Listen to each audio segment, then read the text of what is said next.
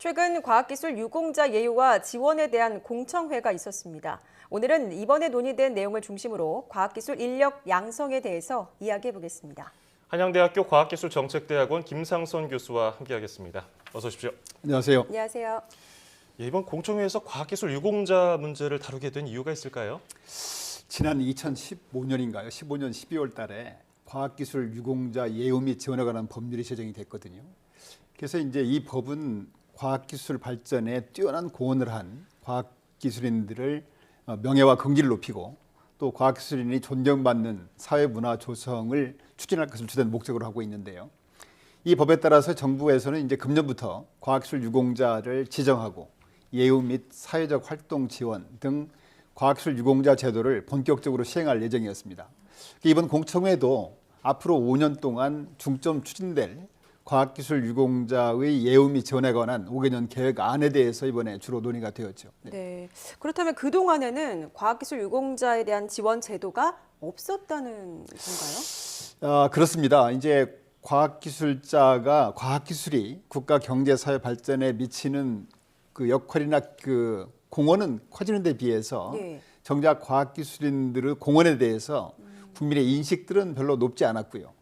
또 과학기술인들은 역시 그 사회적으로 존경받는 그런 존경받지 못하고 있다 이런 인식이 좀 있었던 것 같습니다. 이에 따라서 이제 이공계 박사라든가 기술사 등 재직 과학기술인들의 전반적인 직업 만족도도 좀 떨어지는 것 같고요. 특히 이제 복지 후생 만족도가 그렇게 높지 않은 것으로 나타나고 있습니다.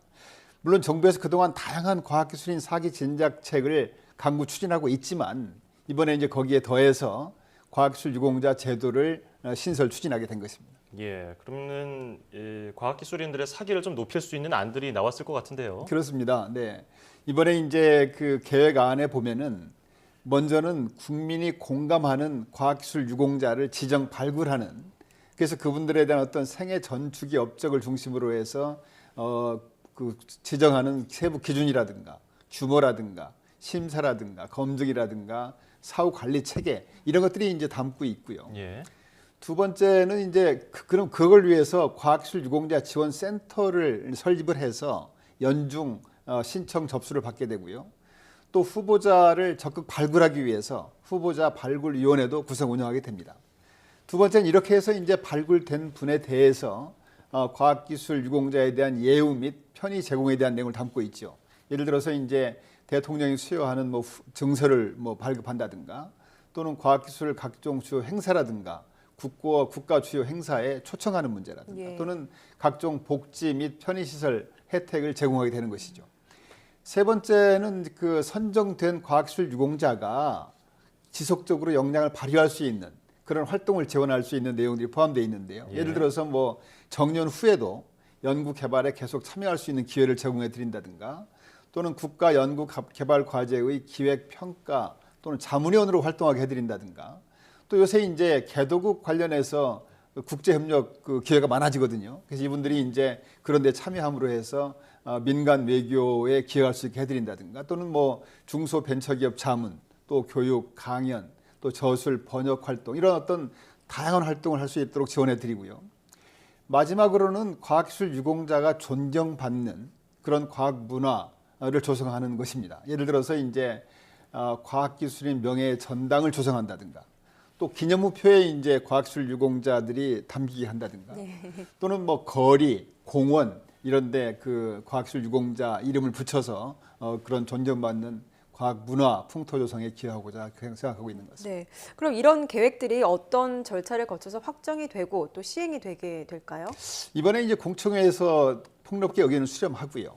또 관계부처 간의 협의를 거쳐서 이미 지난 3월 14일 날 국가신문정위원회에서 심의를 했습니다. 예. 그래서 아마 이런 절차를 거쳐서 금년 상반기 중에 첫 번째 그 후보자 발굴이라든가 신청, 추천 공고 이런 것들을 추진해서 아마 금년에 본격적으로 추진할 계획입니다. 아무쪼록 이제 처음 만들어진 제도이기 때문에 제도 취지에 맞게 훌륭한 분이 선임이 되어서 과학자가 정말 존경받는 그런 풍토가 조성이 되었으면 하는 바람입니다. 예, 진작에 이런 제도가 좀 신설됐어야 되지 네. 않느냐 이렇게 생각이 드는데 그래야 또 어린이들도 장래희망의 과학자 이런 게 또 네, 다시 네. 늘어나지 않을까요? 네.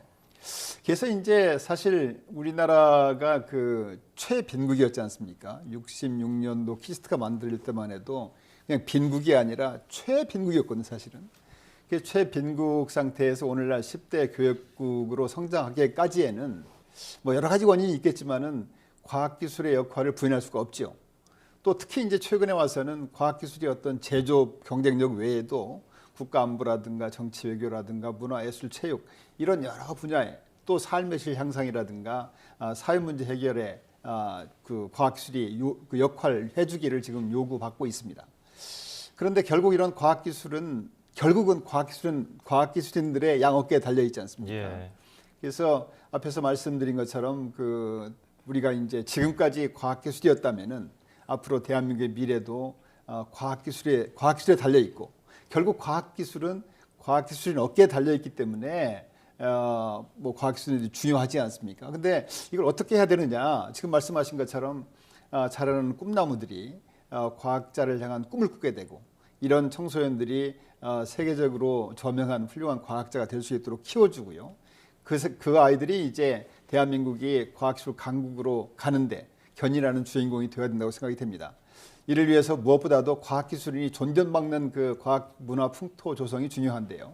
우리 청소년들이 훌륭한 과학기술 유공자의 모습 속에서 자신의 미래 모습을 발견할 수 있어야 된다고 보는데요. 바로 이런 취지에서 아마 이번에 과학기술 유공자 예우 및 지원 이런 사업이 중요하지 않나 생각이 듭니다. 예, 과학기술의 역할이 중요하다고 또 말씀을 해주셨는데 그렇다면 앞으로 이제 과학기술인 육성 지원을 위해서 어떤 점을 좀 각별히 유념하면 좋을까요? 사실 이 과학기술 인재 육성에 대해서 특별한 어떤 단박약이 있는 건 아닌 것 같습니다. 예. 이 생애 전 주기에 걸친 대책이 필요한데요. 앞에서 말씀드린 것처럼 자라나는 청소년들이 과학기술에 대한 관심과 꿈을 키울 수 있어야 되고요. 이 애들을 잘 교육해서 세계적인 과학자로 성장할 수 있도록 돕고요. 은퇴한 뒤에도 여전히 그 존전받는 그런 풍토를 조성함으로 해서 생애 전 주기에 걸친 노력이 있어야만 되지 않나 생각이 듭니다. 특히 최근에 이제 저출산 고령화 문제가 굉장히 심각하지 않습니까? 그래서 가까운 장래에는 아마 인구 감소 추세에 따라서 과학기술의 인력이 부족 문제가 굉장히 심각할 것 같은데요. 그런 데를 대비해서 지금부터 해외 우수 인재 유치 활용이라든가 또는 여성 과학자 육성이라든가 또 고경력 그 우수 퇴직 과학기술인 활용 이런 어떤 다양한 대응책을 강구 추진해 나가야 되고요. 물론 이제 최근의 화두가 지금 제4차 산업혁명인데요. 4차 산업혁명의 가속화에 대응해서 새롭게 떠오르는 분야에 대한 어떤 인력 양성이라든가 또 이제 그 직업이 없어짐에 따라서 실직 인력에 대한 어떤 재교육 문제라든가 또 사회 안전망 강화 이런 것들에 대해서도 각별한 관심과 대응이 필요하다고 봅니다. 예. 자, 오늘은 올해 신설된 과학자 기술 유공자 예우 및 지원 계획에 대해서 알아봤습니다. 지금까지 한양대학교 김상선 교수와 함께했습니다. 고맙습니다. 감사합니다. 고맙습니다.